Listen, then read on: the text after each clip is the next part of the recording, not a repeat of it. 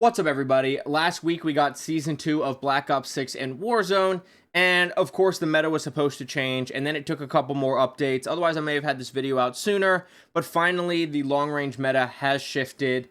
It's no longer the XM4 dominating, thank God, because that gun is so easy to shoot when it's dominating. It was just so hard to rotate. People were beaming you from 150 meters away. You were beaming people from 150 meters away, and it just kind of made Warzone a mess. It was just so hard to rotate, especially because there's so many open areas. But luckily, that is gone.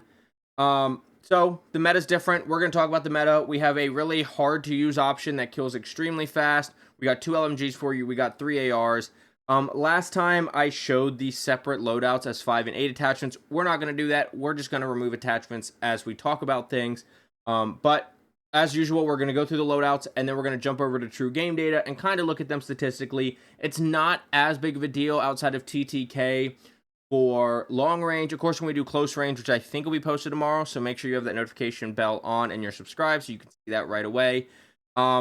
It's more about TTK in this case, so without further ado, let's go jump to the loadout. Okay, so starting off first, we mentioned we have a hard hitter, fast TTK, hard to use, and that's going to be the Goblin. When we go to true game data, you'll see the Goblin has the best TTK, but it's single fire. It's a lot harder to use, and you have to hit your shots. If you don't hit your shots, you're going to get decimated. If you do hit your shots, you're going to decimate everybody, because the Goblin is just disgusting. And it uses pretty much the same loadout formula as all the loadouts on this. We have the Willis 3 times, or your optic of choice, of course. We have the Compensator. It's really between the Compensator and the ported Compensator, but you get more vertical recoil help with the Compensator. And I'll show you on true game data. You also get like more kick help, which isn't listed.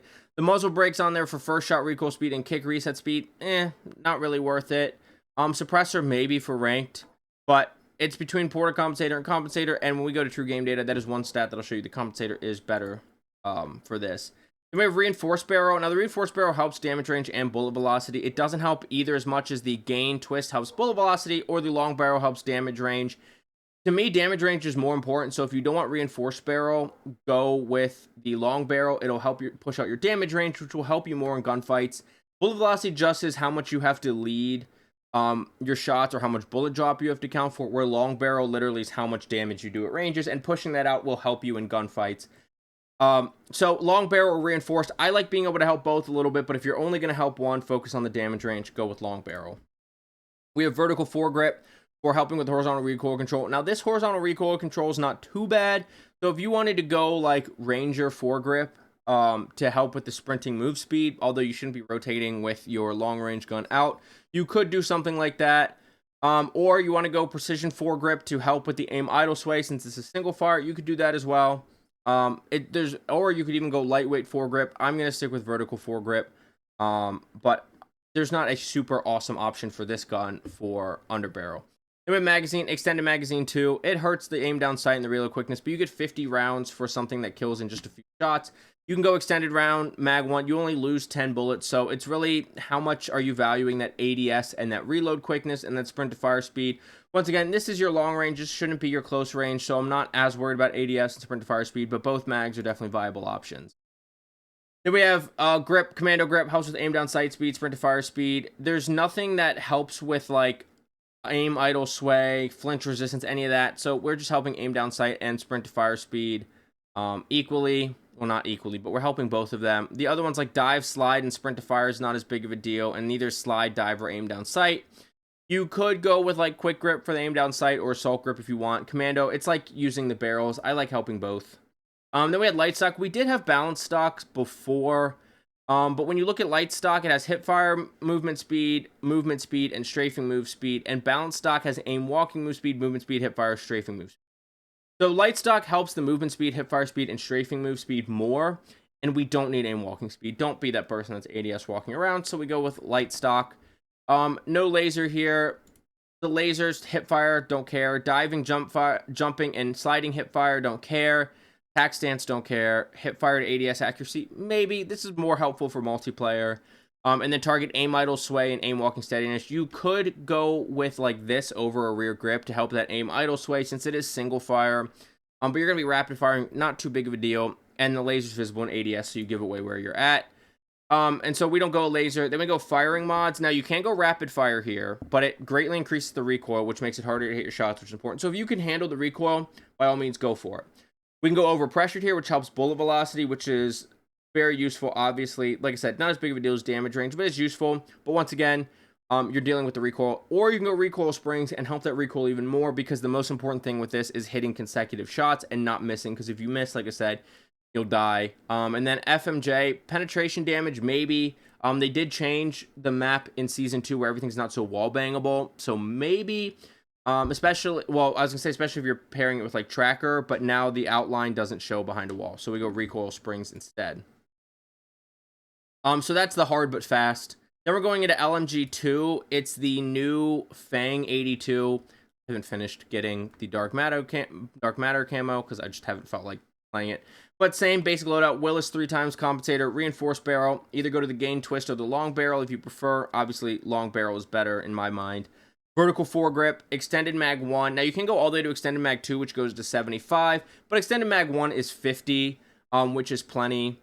The quick draw grip, I put on there because it's an LMG. Now commando grip, also a very good option. Maybe I go commando grip. I'm not really sure. There is no light stock here. Instead, it's the no stock. And you're more likely to be hip firing with this because it's automatic versus the Goblin. But you're probably not aim walking with this because that's probably in a building. You're probably using SMG, so no balance stock. And so we're going with the no stock on this one because it doesn't hurt recoil like it would in old games. Same logic behind the lasers. And then I have recoil springs because the reason this isn't higher on this list, and even if you made this whole list, I would still leave the ranking in the exact same spot, second to last, because it has a lot more recoil than other options on this list. If you can control this recoil, the Fang 82 hits really hard and is a very good option. You can put, I mean, rapid fire is kind of useless in Warzone because it hurts damage range, it hurts bullet velocity, and it gives you more recoil. This already has too much recoil, but it does have a really slow fire rate. So if you're okay, so here I would go like long barrel if you want to do rapid fire to help that damage range, and then you're going to have to figure out how to control the recoil. It's got strong recoil, even with recoil springs, so I stick with the recoil springs on this. Moving on up to LMG1, we have the XMG, which was LMG1 in Season 1. It's still LMG1 because the only nerf it got was the change to the buffer weight stock. It still doesn't have a whole lot of recoil. It still has a good TTK. It's still the same loadout, and it's pretty much the loadout we just talked about, minus the stock being different and the mag being different. Willis 3x or your choice. Compensator, reinforced barrel or long barrel. Vertical foregrip. Here we have the fast mag because the fast mag is still 75 versus I think it's 100 or 125. We don't need the extended mag. Now you can go extended mag 1. It's going to hurt your reload quickness, but it's got 150 rounds. Fast mag takes it down to 75, but your reload quickness is faster, your ADS is faster, your sprint to fire is faster, and you still have 75 bullets, which is more than pretty much any AR is going to have, except for a couple. Extended mag 2, don't need it. It's 200 rounds, and it hurts all the negatives even more. And you could go fast mag 2, which brings it down to 50, help that reload quickness even more. I would go with one of the fast mags. I'm running an LMG. Part of the purpose is to have a lot of ammo, so I do want to stick with the 75 and not the 50, because otherwise you might as well run one of the ARs ahead of it. And then commando grip, or especially with an LMG, go quick draw grip because the ADS is so bad on LMGs. The stock is different here because of buffer weight stock. It helps the vertical and horizontal recoil control more than any other attachment you could put on here. So we go with the buffer weight stock. You could go light stock if you don't want to control the recoil anymore, but I would either go buffer weight or light stock, preferably buffer weight stock. Same logic behind the lasers, and then recoil springs. Now, as I mentioned, the recoil is not super strong, so you can go with the overpressured rounds to help that bullet velocity. So you could go long barrel, overpressured rounds, and really help the damage range there, while also helping the bullet velocity. That is an option if you don't mind the recoil control, and an option definitely worth considering. That's LMG1. Then we have AR3. We still have the XM4 here. Now, TTK-wise, I would probably put the GPR ahead of it. There might even be some options from the other games to put ahead of it. It's certainly not the fastest killing, but it is still just so easy to use. It still has almost no recoil at all. Maybe the 100-round mag is no longer really super feasible because they also now penalize ADS and sprint to fire more than ever with it. more similar to how it was in Warzone 1 when you'd have a 100-round mag. But it just still has like 0 recoil. So if you have trouble hitting shots, it is definitely an option worth checking out. And it's the same loadout: Willis 3 times or your choice, compensator, reinforced barrel or long barrel, vertical foregrip, extended mag 3. Now, like I said, it is hurting sprint to fire and ADS more than it ever has. In-game stats aren't super accurate. But like if you just look at extended mag 2, you're getting a reload quickness benefit of 21 extra percent, aim down sight of 8%, sprint to fire, and aim down sight speed 15 and 13%, which is weird that there's 2 aim down sight speed stats, but so it does help your stats a lot to go down to the 2, and you do have 60. So maybe switch this to the 60, but this thing is going to burn ammo, so then you're going to be like, man, I need that 100 rounds, and you're going to just end up right back with 100 round mag, which does penalize you a lot, but it kind of is what it is. So we have the commando grip, which will help offset that some. You can go quick draw grip, but you're still really hurting the sprint to fire. So you can go assault grip, but then you're really hurting the ADS speed, which is getting hurt a lot by that 100 round mag. And so we go with the commando grip there, like usual. Then we have the buffer weight stock because it's still going to help recoil more than like anything else, but it also hurts aim down sight and sprint to fire speed. So now that 100 round mag is slowing you down even more, the commando grip is helping balance that even more. And you can go light stock because the recoil is so easy and you don't get those penalties. You get more movement speed with it, although like I always say, you shouldn't be rotating with your long range out. So once again, light stock or buffer weight stock. And then we have recoil springs, and just like before, the recoil is not super crazy, so you can go over pressured. You can go 3 round burst mod, and it actually ups the damage. No one's running it. I haven't even tested it, but it is something to consider if you hit a lot of headshots. Helps damage and damage range a lot. But I stick with the recoil springs because the purpose of this still being on the list is like no recoil at all. So we're moving to AR2. That is the AIMS 85, another very low recoil option. There's some things like the AK-47, which I forgot to mention, and the GPR that kill is faster than the AIMS or the XM4, but both of these are a lot easier to shoot. I could see replacing either one of them with the GPR or sliding the GPR into like AR4 if we expanded the list.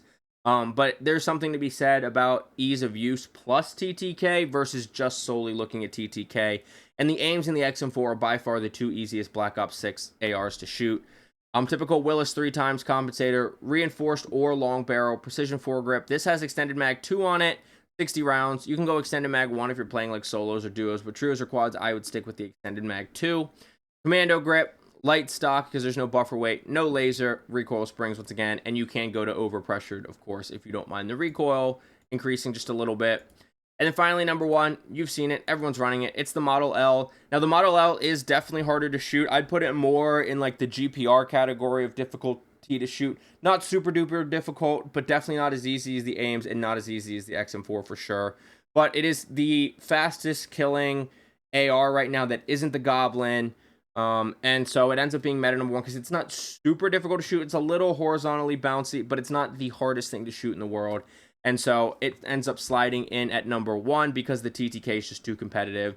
And so it's Willis 3 times, compensator, reinforced or long barrel, vertical foregrip, extended mag 2 is 50 rounds, extended mag 1 is only 40. So once again, unless you're doing solos or duos, stick with the extended mag 2. Commando grip, light stock again, and then the recoil springs to help with that recoil. This is the meta right now. It's what you're going to see most people running. If you're having a little trouble hitting your shots, try the AIMS, try the XM4, even try the GPR, which I think is a little less horizontally bouncy, but still not as easy to control, and it'd be the same loadout. But right now, the TTK on the Model L is not being beat. And so we'll just go through the rankings. The hard to use but fastest TTK is the Goblin. The second best LMG is going to be the Fang. The best LMG is going to be the XMG. The AR3 is going to be the XM4. The AR2 is going to be the AIMS, and the AR1 is going to be the Model L. Now, I mentioned we don't have the 5 attachment loadouts here. If you were going to go to 5 attachments, what I would end up removing is I would remove the commando grip. I would remove the light stock. And so now you're deciding, so we want compensator, we want reinforced barrel, we want vertical foregrip. That leaves us with the recoil springs to remove. And so if you want 5 attachments, and this is going to go for all of these builds, this is what your build's going to look like. Your choice of optic, compensator, reinforced or long barrel, vertical foregrip, and whichever mag you should be using on the respective gun. This is what your 5 attachment loadout is going to look like. We're essentially just removing ADS speed, removing some movement speed, and we're removing a little bit of recoil control. But like just the Model L, for example, if you were to, I hate how it doesn't give me clear, dude, their stat system not as good as in the reiteration of Warzone before. You're losing about 10%, not a whole lot, but you're losing about 10% of the gun kick control, recoil control, and vertical recoil control by going to 5 attachments. But if overkill is what's important to you, then the recoil is not going to be as big of a deal. But if you're going overkill, I would recommend either being really good at controlling the recoil or trying like the aims instead. But yeah, this is your 5 attachment loadout. And so try these out for yourself. If you were just here for loadouts, I appreciate you. Please don't forget to like, subscribe, and hit that notification bell, comment down below, all that typical stuff. For the rest of us, we're going to go to true game data just really quickly to look at just the TTKs, essentially. We're not going to look at the other stats. So we're over on true game data. The one stat that I will look at is when we go over to the Goblin. I did mention, and we have everything on here. We just have reinforced barrel because nothing else is affecting the damage range. The TTK that we put on, nothing's hurting any of that. And so when you look at the compensator, which is what we're running, 38% gun kick control and 40% vertical recoil control, despite not listing gun kick at all. And you look at the ported compensator, less vertical recoil control, less gun kick control. So that's why we go compensator over ported compensator. And there's no stats on muzzle brake because I don't think it really does that much, actually. I think it's more of a multiplayer thing. But anyways, we're on the DDK chart. You can see the Goblin. Nothing touches the Goblin except for in this weird range from 55 meters to about 57, where the XMG is slightly faster. But the Goblin is destroying things. It's just a lot harder to use because it's not super forgiving recoil-wise, and it's not super forgiving if you miss your shots. We're going to remove the Goblin from the chart. Looking at the Model L here, our number 1. The Model L, it's going to get hard to shoot past that 71 meter mark where other things are competitive. But when you look at 51 to 71, where you're going to get most of your long range fights, the XMG has a small range that beats it, and then long range, the XMG beats it. And so if you're just looking at TTK outside of the Goblin, the XMG is looking like the best, but you get all the negatives of the slow movement speed, the slow ADS speed, the slow reload speed, and people typically aren't fans of an LMG. But if you are using an LMG, the XMG is gonna probably be your number 1 choice. If you're sticking with ARs, you look at the XM4. The XM4 after 57.9 meters, it's like by far the worst. But it's still just so easy to shoot, and even in the closer ranges, it's the worst. There's this small little area where the Fang is worse than it, but then once the XM4 drops off again, the Fang's better. And so long range, you're gonna suffer with the XM4, although you'll probably hit every single shot. The Fang, why it's even on this list is LMG number 2. Is this up to 37 meters? It's insane. And then once the XM4 drops off, it is better than the XM4, but you're probably not going to hit a lot of shots because the recoil is a little iffy. There's just not a whole lot better options at LMG. But you look at the aims, which is really easy to shoot, and it's super competitive with the Model L up to 46 meters, and then it's not touching the Model L until after 71 meters. And so in these mid-range engagements, you're gonna lose to a Model L if someone's hitting their shots. But even right here, you look at the 51 to 55.9 meter range, and they're so close, those bullets make a difference.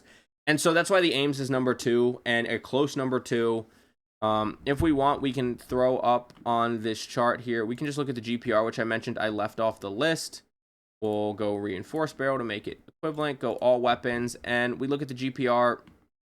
And the GPR in the mid-range is really good, but it's just hard to shoot. And at long range and mid, and once we get some drop-offs, it's not competitive with the aims. It's not competitive with the Model L. It's not competitive with the XMG. So this was 4th.